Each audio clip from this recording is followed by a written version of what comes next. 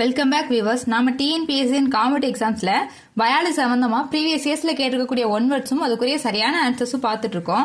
அந்த வகையில இன்னைக்கு என்ன கொஸ்டின் பார்க்க போறோம் அப்படின்னு கேட்டீங்கன்னா, ஏஐடிஎஸ் அஃபெக்ட்ஸ், அதாவது எய்ட்ஸ் வந்து எந்த ரீஜியனை அஃபெக்ட் பண்ணணும்னு கேட்டிருக்காங்க, எந்த சிஸ்டத்தை அஃபெக்ட் பண்ணது கேட்டிருக்காங்க.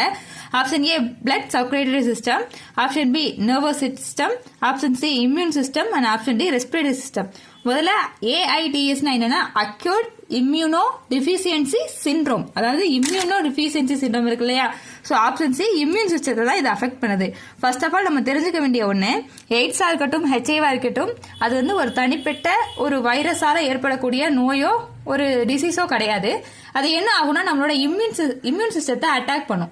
அந்த மாதிரி நம்ம இம்யூன் சிஸ்டத்தை கண்டினியூஸா டேமேஜ் பண்ணிட்டே இருக்கும்போது நம்மளோட இம்யூன் பவர் கொஞ்சம் கொஞ்சமா குறைஞ்சிக்கிட்டே வரும்.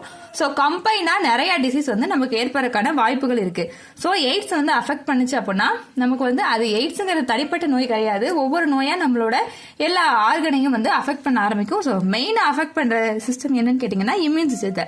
ஸோ இந்த வீடியோ உங்களுக்கு பிடிச்சிருந்துச்சு அப்படின்னா லைக் பண்ணுங்க, ஷேர் பண்ணுங்க, கமெண்ட் பண்ணுங்க.